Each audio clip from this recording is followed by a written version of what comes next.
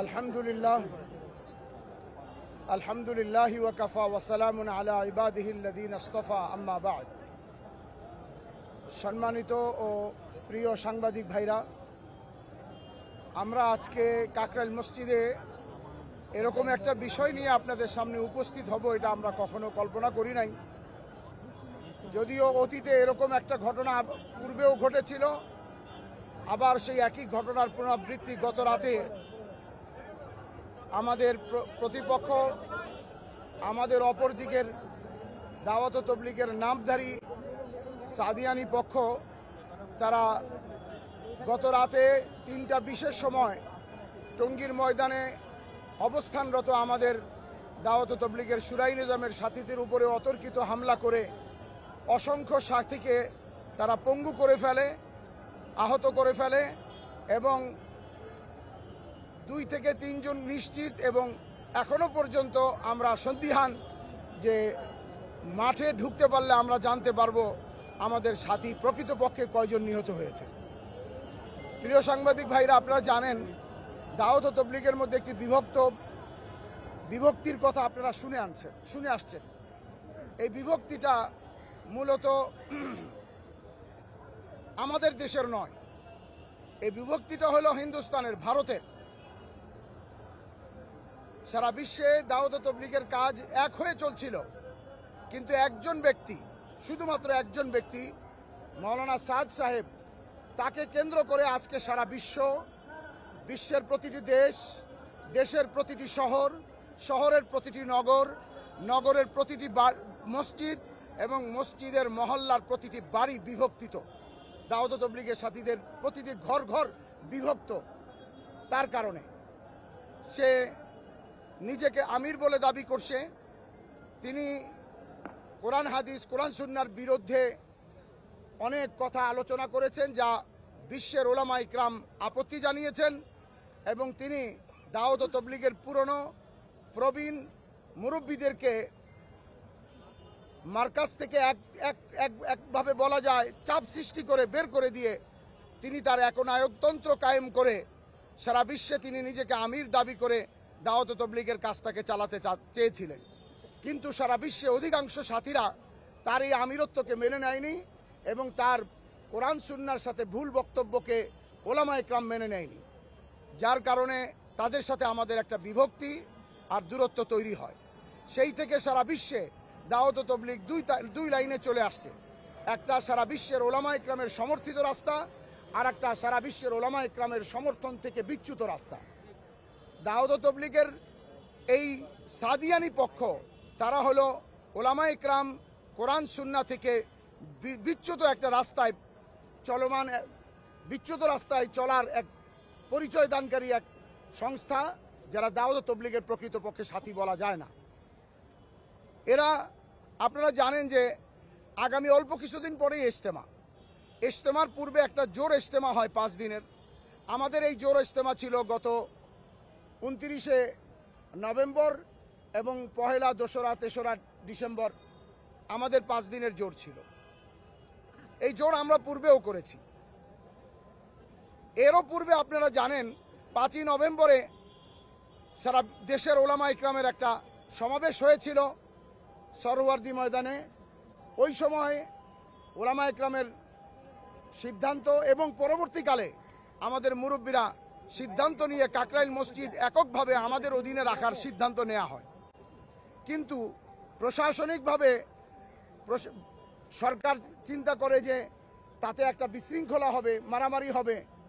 তো এই জন্য আমাদেরকে তারা দরখাস্ত করে, আমাদের কাছে অত্যন্ত বিনীতভাবে অনুরোধ করে যে আপনারা মার্কাজ ছেড়ে দিন, তবে আমরা প্রতিশ্রুতি দিচ্ছি যে মার্কাজ আপনারা পূর্বের মতো 4 সপ্তাহ 2 সপ্তাহ করে চালান, কিন্তু ময়দান আপনাদের কাছে থাকবে এবং ইজতেমা আপনাদেরটাই প্রথমে হবে। এবং তারা জোর ইজতেমা করবে এমন কোনো প্রজ্ঞাপনের মধ্যে এমন কোনো কথা ছিল না। তারা আগেও 5 দিনের জোর করছে, তাদের তো জোরের দরকার হয় না, তারা জেলা ভিত্তিক ইজতেমা করে। আমাদের জোর করার পরেই তাদের ভিতরে জোর করার একটা খাহিশ পয়দা হয়। তারা পূর্ব থেকেই কাজটা করে আসছে। দাওয়াতের কাজের চেয়ে বেশি আমাদের সমাবেশ, আমাদের জোর, আমাদের ইজতেমার কাউন্টার একটা দিয়ে থাকে। তারা আমাদেরকে জানায় যে আমরাও জোর করব, কিন্তু আমরা প্রশাসনিকভাবে আমাদের কাছে প্রজ্ঞাপন ছিল, আছে যে মাঠ আমাদের কাছে থাকবে 31শে জানুয়ারি, 1 ও 2রা ফেব্রুয়ারি আমরা ইজতেমা করব এবং 4 ফেব্রুয়ারি বিকাল 3টায় মাঠ আমরা সরকারকে হস্তান্তর করব। সরকার তাদেরকে ইজতেমা করার সুযোগ দিবে এবং তাদের ইজতেমার পর মাঠ আবার আমাদের কাছে বুঝিয়ে দেয়া হবে।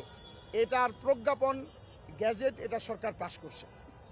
কিন্তু তাদের এই আচরণ, তাদের এই ঔদ্ধত্যপূর্ণ আচরণ, তাদের অ্যাগ্রেসিভ মনোভাব, এই সব কিছু দেখে তারা চিৎকার করে বলতেছিল যে জোর করবেই তারা 20 তারিখ থেকে। সরকারও হয়তো চিন্তা করছে আমাদের সাথে বসবে, আমাদের কাছে অনুমতি চাইবে। সেই লক্ষ্যেই সরকার উপদেষ্টা মণ্ডলী 2 জন সমন্বয়ক সার্জিস এবং হাসানাত আব্দুল্লাহ, এই 2 জনকে প্রথমে তাদের কাছে পাঠায়।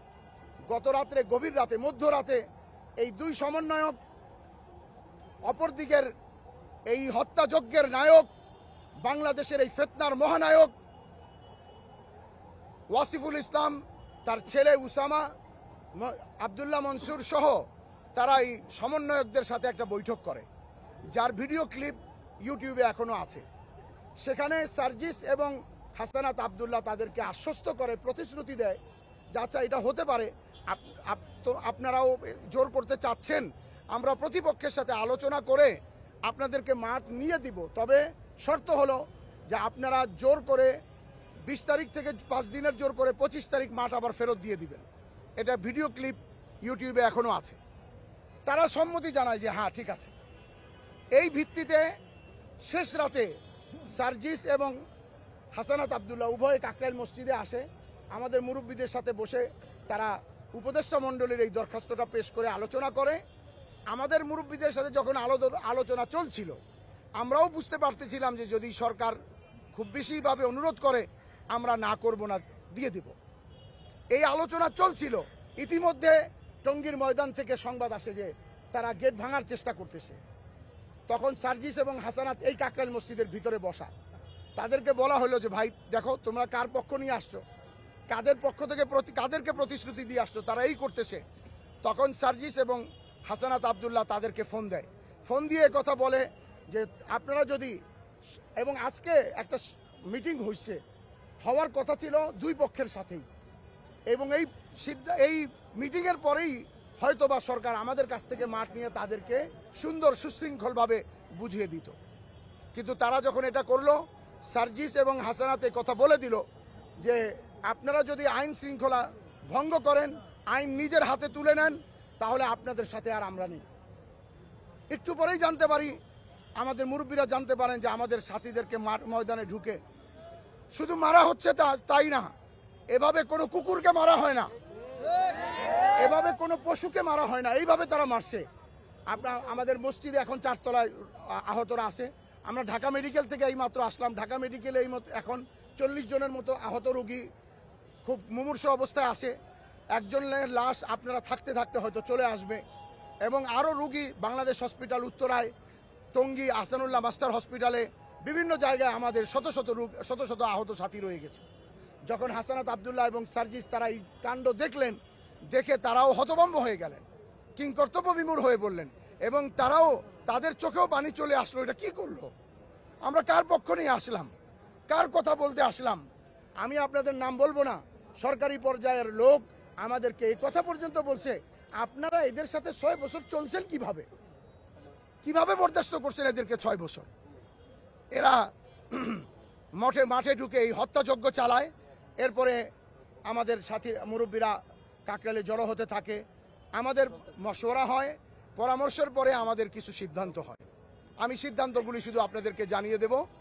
আমাদের একটি সিদ্ধান্ত হয়, আজকে সন্ধ্যার মধ্যে যদি সাদিয়ানি বাহিনী তারা যদি তার মাঠ ছেড়ে না দেয়, তাহলে আমরা আগামীকালকে সারা বাংলাদেশ থেকে এবং ঢাকা শহরের 8 পয়েন্ট থেকে আমরা লং মার্চ, পায়ে হেঁটে টঙ্গীর ময়দানে গিয়ে সমবেতভাবে জোহরের নামাজ আদায় করব।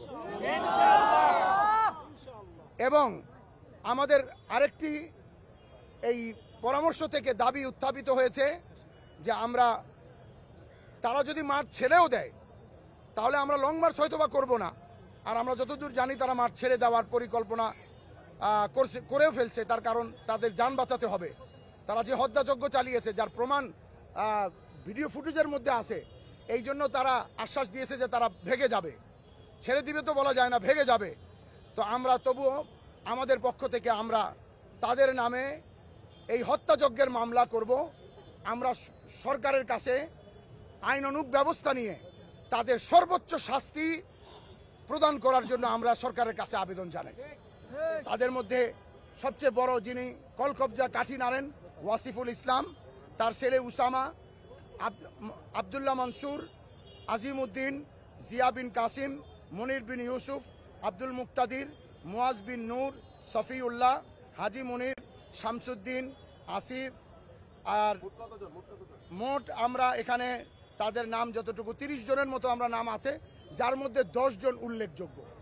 আমরা তাদের বিরুদ্ধে আইনানুগ ব্যবস্থা নিব এবং সরকারের কাছে আবেদন করব এদেরকে যাতে এখনই অ্যারেস্ট করা হয়, কারণ তারা যে অন্যায় করছে তার ফুটেজ আছে, তারা ভেগে যাবে। এদেরকে এখনই অ্যারেস্ট করা হোক এবং সর্বোচ্চ পর্যায়ের শাস্তি দিয়ে সরকার এদেরকে দৃষ্টান্তমূলক শাস্তি এরকম প্রদান করুক যাতে বাংলাদেশের জমিনে আর দ্বিতীয় কেউ কোনো এরকম কোনো ফিতনা ফাসাদ প্রতিষ্ঠা করার চেষ্টা করতে না পারে। এবং আমরা এটাও ধারণা করছি যে বাংলাদেশকে অস্থিতিশীল একটা পরিস্থিতি তৈরি করার জন্য এই বর্তমান সমন্বয় বৈষম্য বিরোধী ছাত্র আন্দোলন কর্তৃক অন্তর্বর্তীকালীন সরকারকে একটা বিপদের মুখে আর একটা অস্থিতিকর পরিস্থিতিতে ফেলে দেওয়ার জন্য যারা চক্রান্ত করছে, এই চক্রান্তের একটা বীজ হলো এই সাদিয়ানি বাহিনী। এরা ভারতের দ্বারা ব্যবহৃত হচ্ছে, যেহেতু তাদের আমির ভারতের, এবং এই ভারতের দালালি করছে তারা, এবং এই ভারতের দালালি করেই তারা আমাদের দেশে ফিতনা ফাসাদ করছে। এই জন্য আমরা সরকারের কাছে তার দাবি জানাই যে তাদের বিচার করা হোক, এবং আমরা এও সিদ্ধান্ত জানাবো সরকারকে যে এই কাকরাইল মসজিদ এবং টঙ্গীতে কিয়ামত পর্যন্ত আর কোনো সাদিয়ানিকে আসতে দেওয়া হবে না।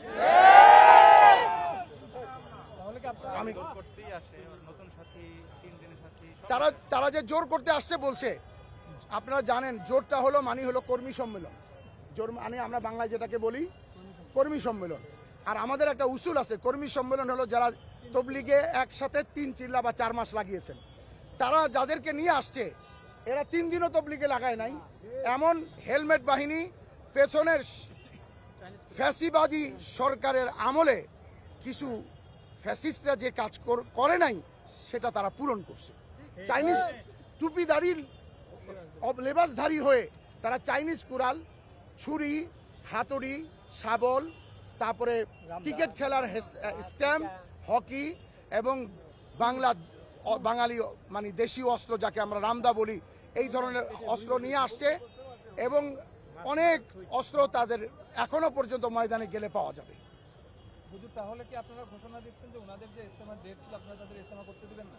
এখন আমরা বাংলাদেশে একটাই ইজতেমা হবে, 31/1/2 একটাই ইজতেমা হবে ইনশাআল্লাহ।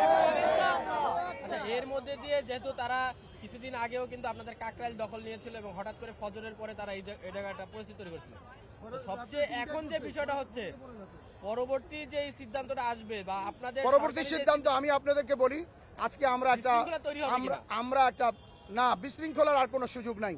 আমরা জানি সরকারও এই ব্যাপারে আমাদেরকে সহযোগিতা করবেন। আমরা একটা পরিস্থিতির শিকার, আপনারা আজকে আর কোনো প্রশ্নোত্তর পর্ব দেওয়ার মতো পরিস্থিতি আমাদের নাই। আমরা এতটুকু বলেই শেষ করছি। শুকরিয়া। এবং আপনাদেরকে